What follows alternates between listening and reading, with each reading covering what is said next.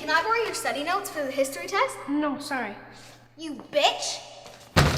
Don't call me a bitch! Shut up! I didn't do anything. Ho, ho, ho, ho, ho, ho, ho.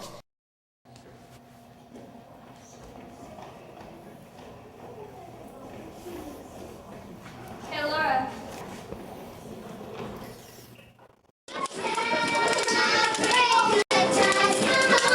There you go! Stretch up high with the other hand. Where's my hand?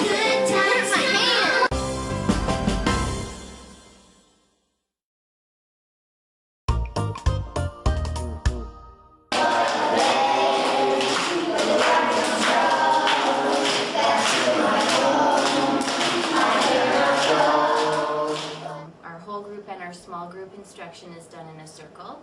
DPA, music and drama, math, and even art activities have been done in a circle. I have a circle with every single drama class that I've ever had. Drama, there's an inherent level of risk that kids have to take with getting up in front of each other and taking risks to develop creativity and character.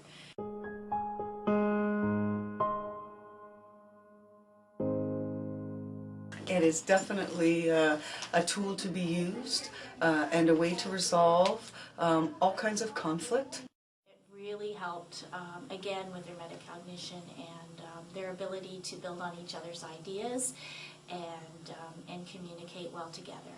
And I found them to be a really good way of building community.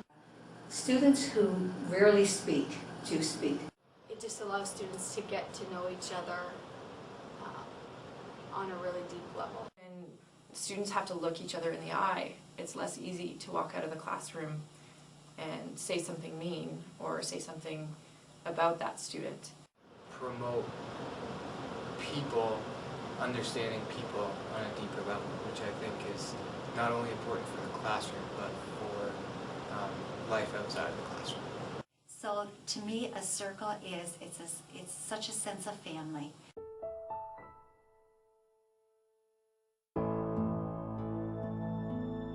I think it's a good way to express your feelings and talk from the heart.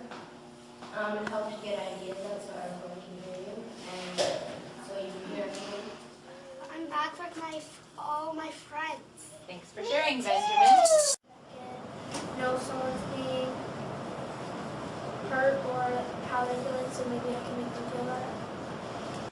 I think circles are helpful because you have to share what's on your mind. To say something, you can say it in circle, so that everybody's comfortable with everybody and no one feels like they can't express how they feel. Because we're all like a family here. Thanks for Sharing your thoughts. Thanks for sharing your thoughts. Thanks for sharing your thoughts.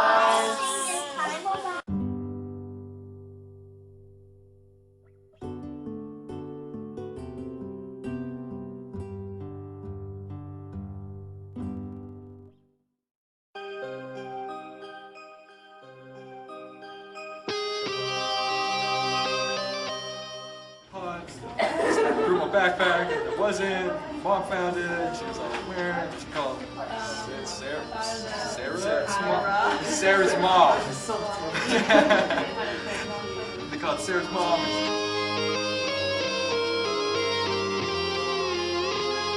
And since that, what have you thought about it? What's been going through your head since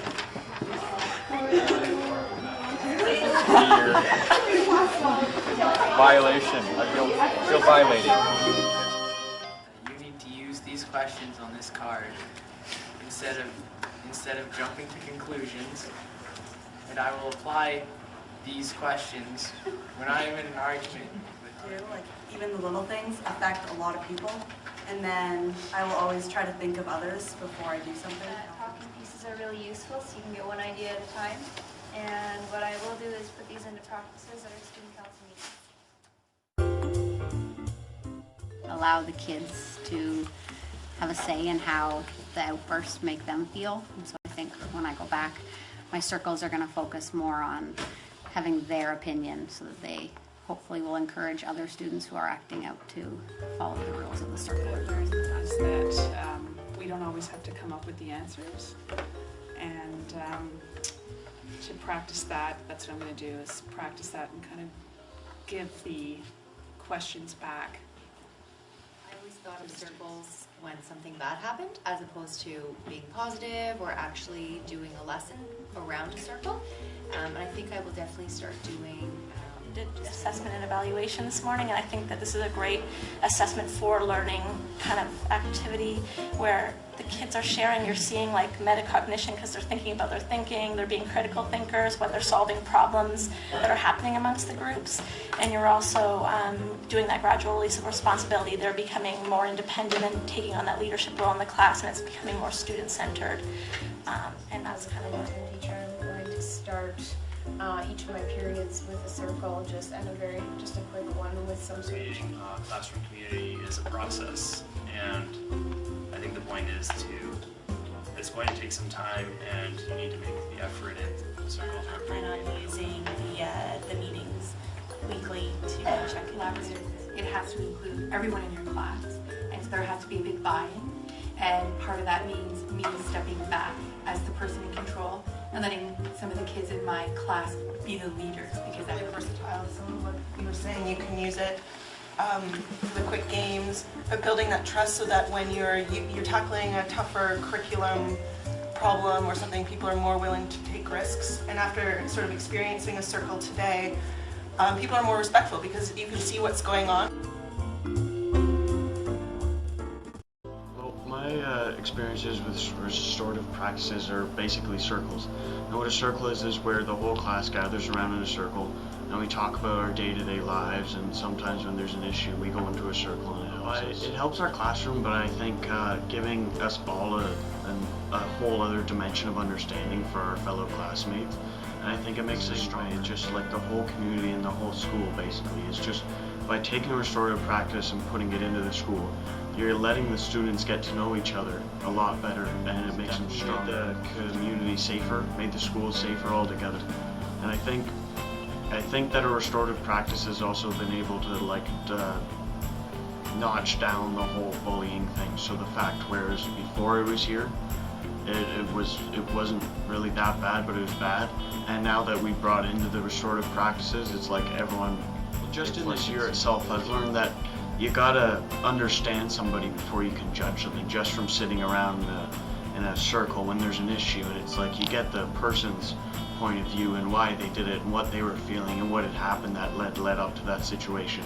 And it puts you from a position where you feel like you want to help them instead of judge them and push them out from the group.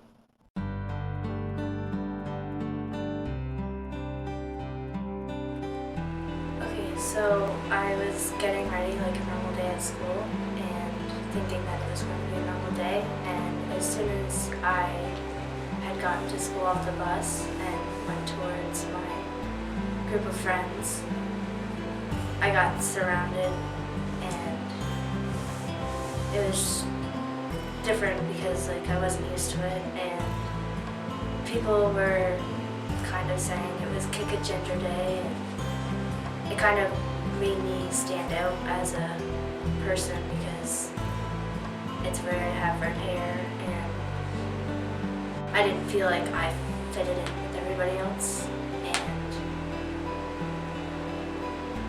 kind of just, I didn't really want to be around anybody at the time. And when we had gotten into the assembly where it had been, the cops were involved and everything, it kind of like put you in a scary position to be like around everybody and kind of afraid how it was going to end. I think like watching it, that everyone that was getting surrounded by people were really scared and weren't really like expecting it and didn't know what to think. And like a lot of people, they thought people were their friends, asked them if they could kick them, and kind of thought that your friends wouldn't do that to you, but it did happen a lot. When you guys had come into the school, you'd kind of got us all together and put us all in the same room. And we were in the circle and we told each other how we felt. And so you would ask everybody like, well, like looking at it now, like what if you had done it before? And a lot of people would say that they wouldn't have because they felt bad after knowing about how I felt. And it was good because I got to sit in the room and tell everybody how it made me feel, and they got to know how I felt instead of getting suspended and coming back and not knowing how I actually felt. And it kind of made us all comfortable with each other, and we could like talk about it, and each, like when we were doing the circle, we could like express like how they all felt about it and what the consequences could have been instead of what they were. So like at the very beginning when everybody was kind of in the room, I kind of felt like scared because like I didn't want them to like feel like, oh, that's her. Kind of just like made me stand out. But during the end, I was more comfortable with everybody after I realized that they apologized and felt bad for me. I think that like it kind of helped Ellie realize that when people all got back to school the next day, she was going to be safe and like it wasn't going to happen again. And also like sometimes when kids get suspended, then they get mad at the person they got suspended, like the reason why. So I think that helped her know that a whole bunch of kids weren't going to come back mad at her or thinking that she shouldn't have told on them. I was afraid that they were going to hate on me because they kind of made it was a problem, and it was like a big problem. And when you guys came in, like they thought like they were just gonna maybe like get away with it. They actually brought attention to it.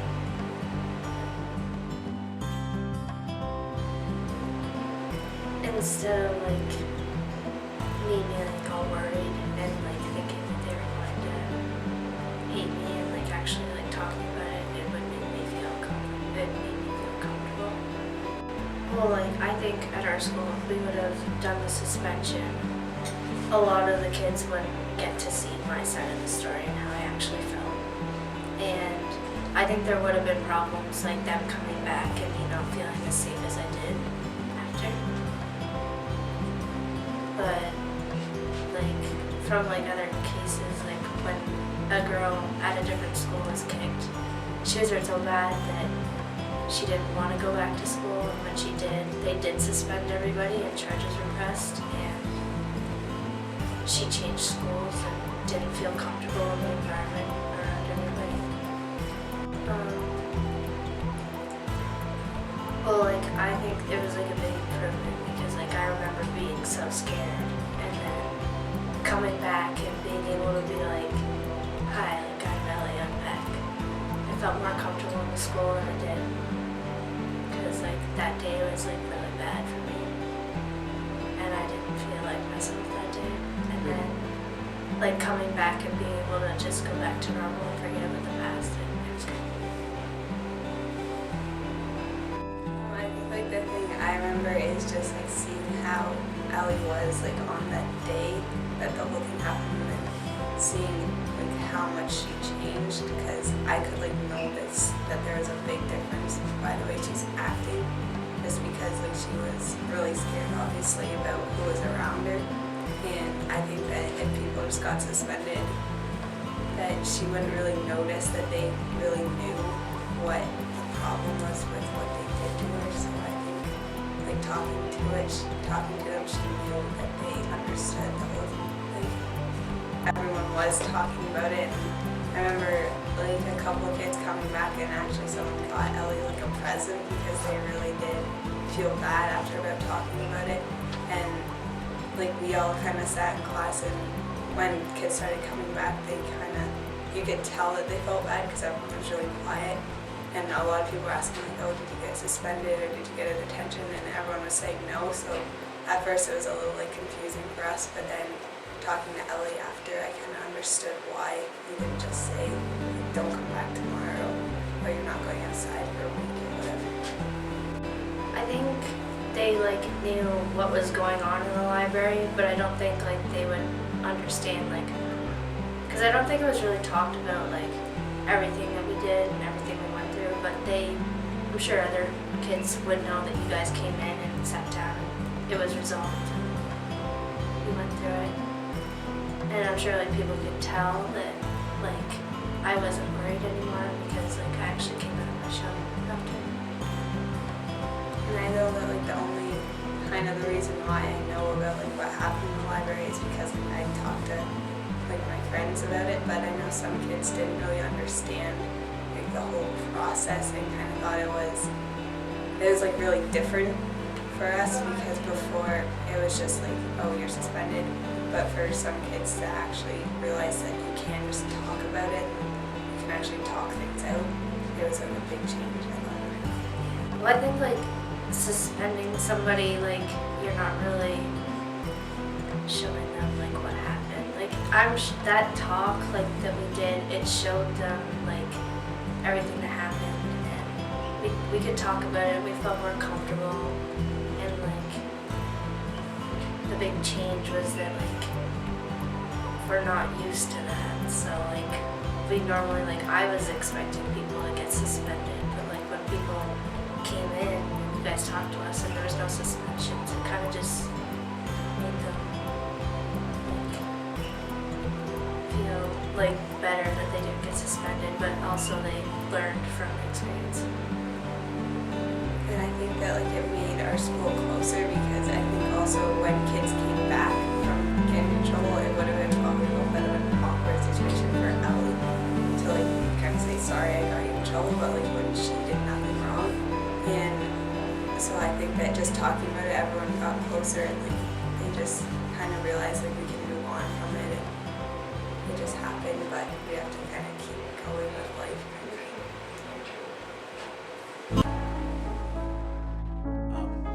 In the many experiences I've had with mending circles and mending conversations, the biggest value I've seen is really getting to the root of the problem. Quite often when we use punitive approaches, such as suspensions or time off the yard, we never really get to the heart of what's happening in that problem, how is it affecting the people involved, and how can we work proactively to solve it the next time. There were a few key students that stepped into that introverted role, and it seemed like they kind of took like enough's enough. I'm going to step up and I'm going to say something, I'm going to call that person on this. And then as soon as that happened, it felt like people were just letting go of those shields of who they needed to be or who they were in this class environment, and they were able to just shed that and really share their true emotions.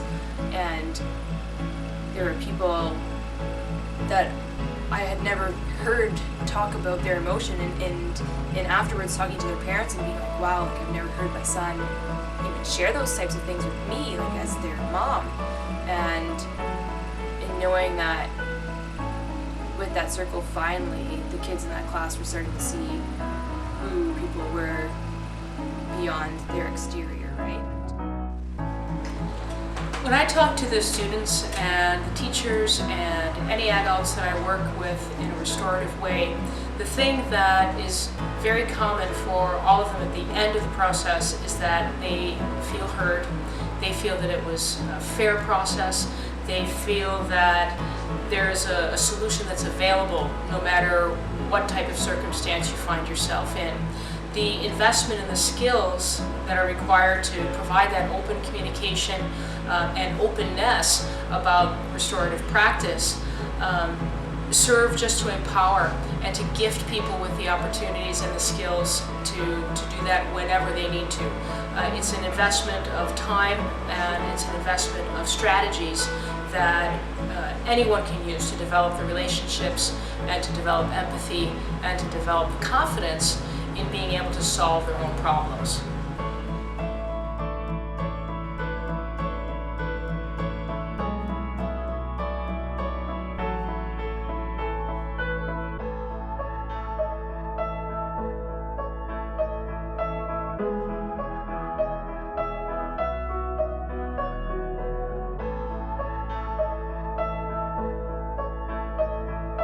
Thank you.